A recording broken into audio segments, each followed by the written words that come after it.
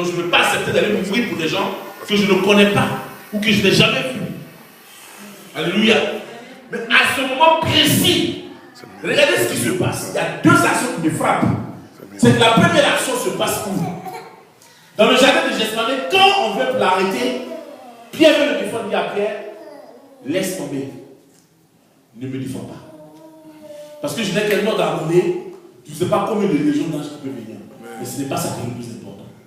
Avant ce date-là, la Bible dit qu'il prie jusqu'à son sang devient comme, ça veut dire que sa sueur devient comme des grumeaux de sang. Et il dit, Père, s'il est possible, s'il était possible, que tu retires cette coupe de moi, mais que ta volonté soit faite. Et la Bible déclare alors que quoi? Les anges sont descendus, ils l'ont fortifié. La volonté du Père était qu'il aille mourir à la croix. Mais la chair, à ce moment précis, ne pouvait plus accepter le poids de la mort. Donc la chair réclamait autre chose. Il a dit donc s'il était possible que cette coupe puisse se retirer de lui, que cela soit fait. Et regardez qu'est-ce qui va se passer. On vit, on arrête.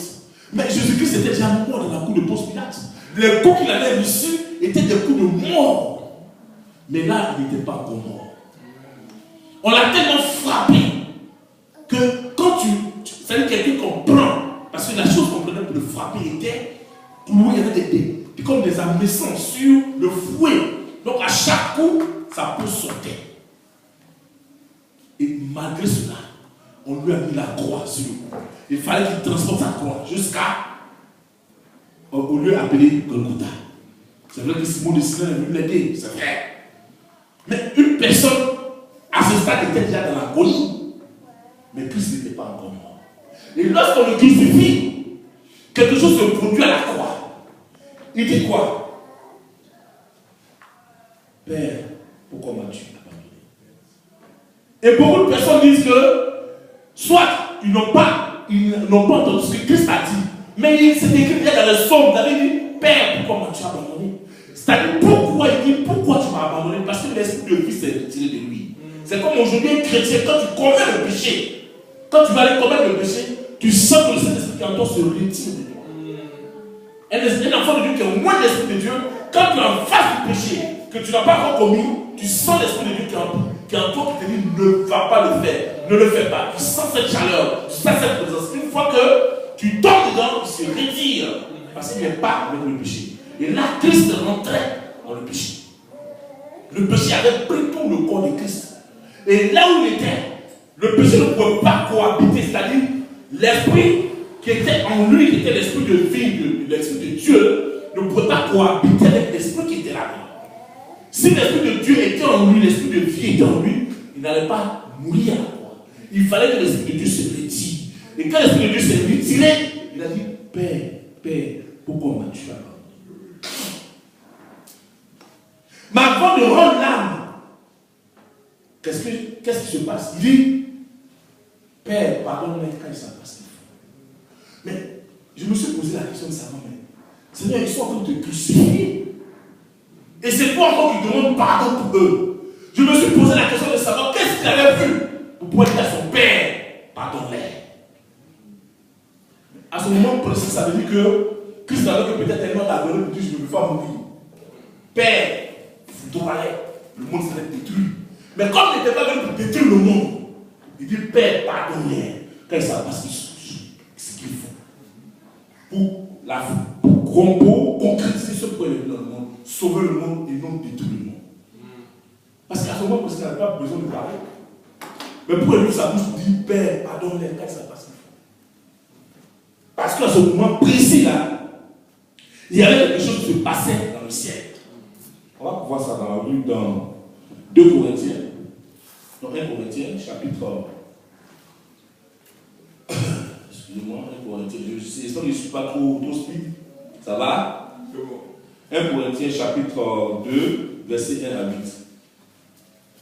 1 Corinthiens, chapitre 2, verset 1 à 8.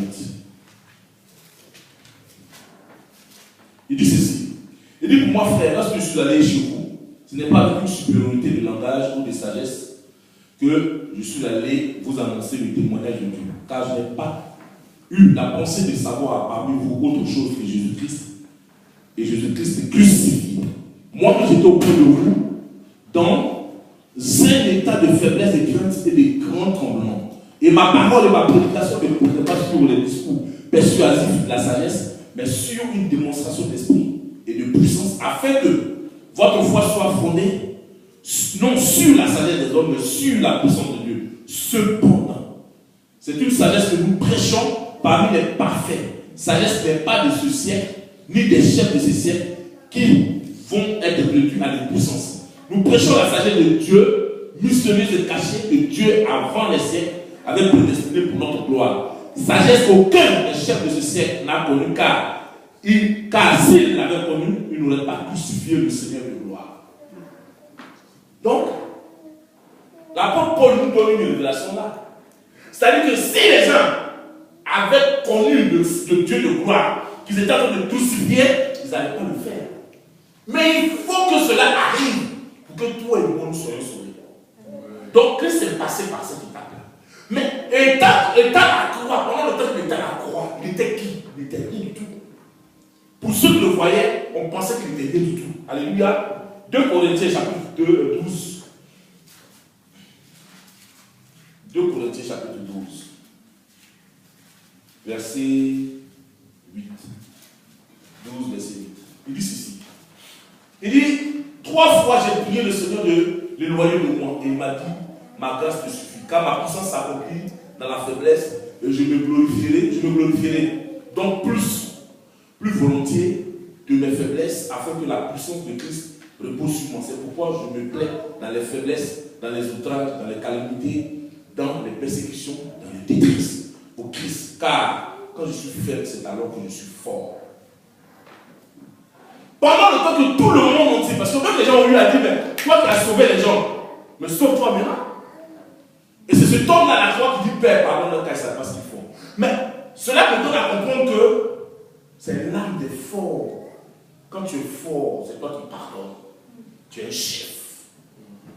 Quand Christ a ouvert la bouche pour dire, Père, pardonne-les, il venait d'avoir le grade de pouvoir commander ce monde. La Bible dit alors que quoi? Après cela, Dieu lui a donné le nom qui est au-dessus de tout. Donc, tant que tu n'es pas capable de pouvoir pardonner, que tu attends pour te demander pardon d'abord quand tu as un problème. Même quand tu penses que les gens t'ont fait du mal, quand tu penses que tu as raison, quand tu penses que tu as celui-là qui a la vérité, et puis on t'a fait le mal, ça ne te coûtera rien de pouvoir dire je te pardonne. Et si celui qui a fait de toi ne reconnaît pas qu'il prend pas une faiblesse, laisse-moi te dire ceci. L'apôtre Paul dit dans ses outrages, dans ses calamités, parce que pendant le temps que Christ était en train de vivre toutes ces calamités-là, c'est là qu'il a dit je vous pardonne.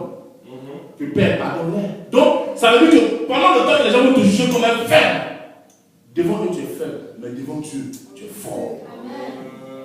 Donc, le pardon est l'âme des forts, des chefs. Parce que les chefs, là, c'est lui qui pardonne. Père, quelqu'un qui te dit je te pardonne, ça veut dire qu'il est au-dessus de toi. Pourquoi il ose te dire que je te pardonne? L'apôtre Paul dit, j'ai 3 fois j'ai demandé au Seigneur. Pourtant, l'apôtre Paul a eu tellement d'excellence de révélation qu'il pleure sa orgueil. Et puis il dit, Dieu lui a mis un ange de Satan pour le souffleter. Et 3 fois il a supplié Dieu, ôte moi cet esprit-là. Dieu lui a dit, ma grâce te suffit.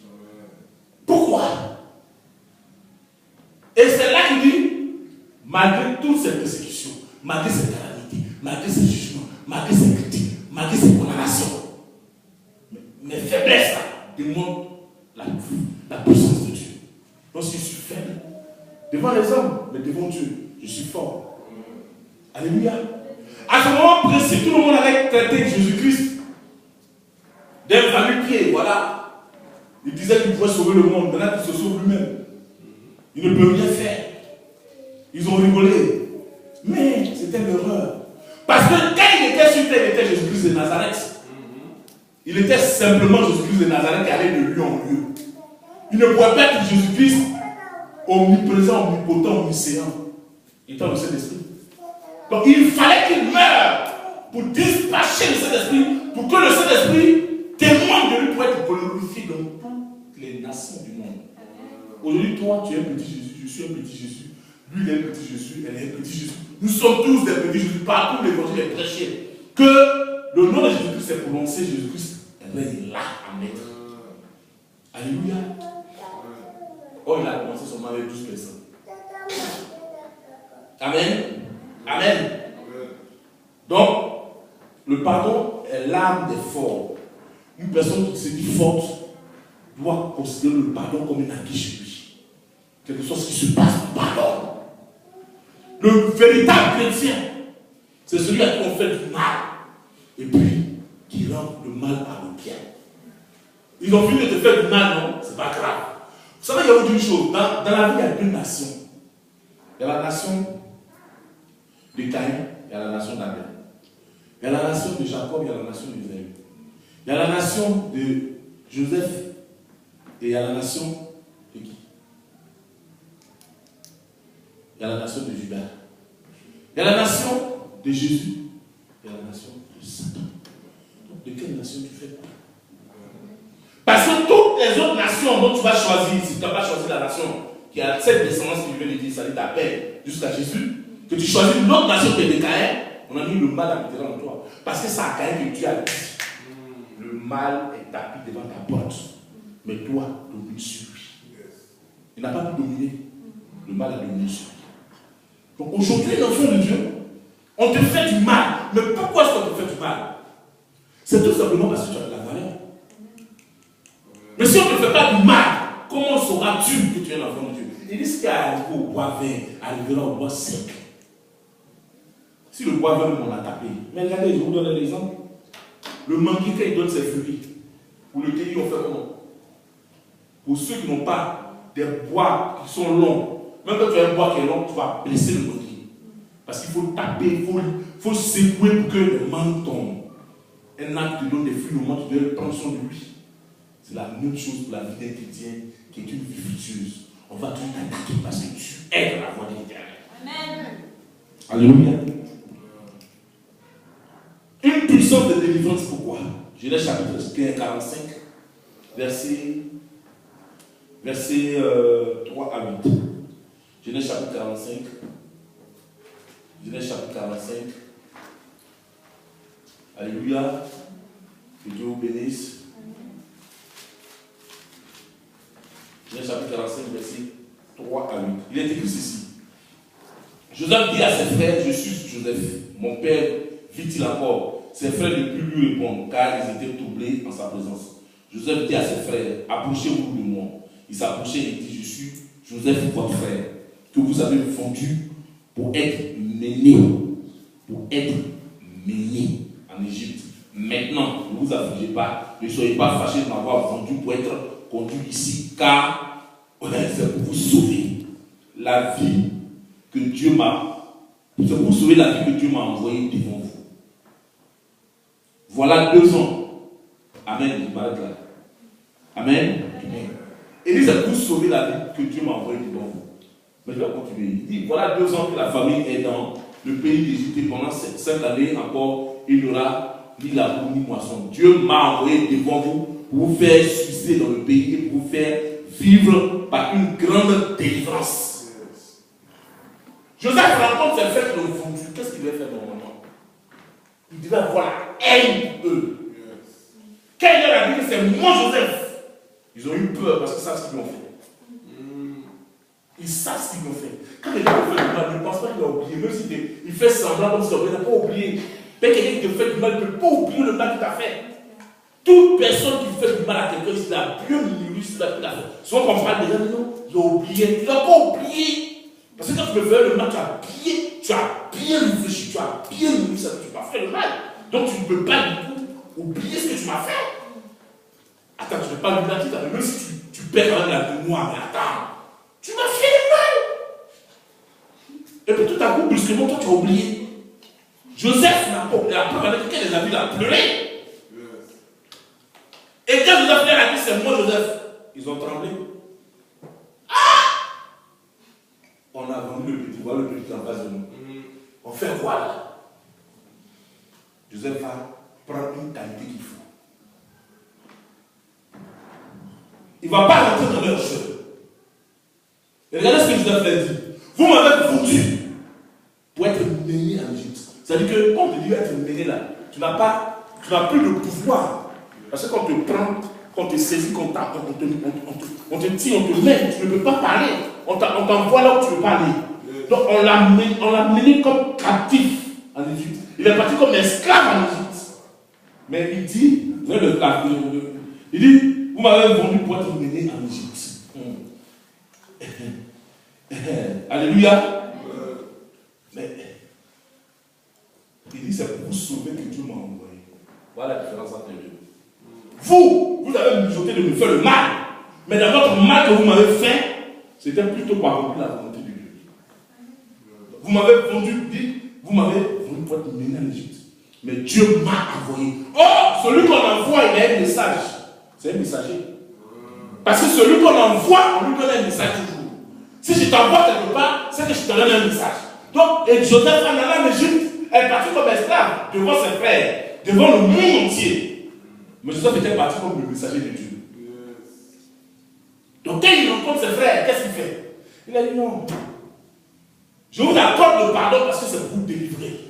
Donc, le pardon est une puissance de délivrance. Si Joseph n'avait pas libéré cela, ses frères allaient toujours emprisonner dans son cœur. Et eux-mêmes aussi, ils allaient être emprisonnés dans son cœur, dans leur propre cœur aussi. Il dit non, je vous pardonne.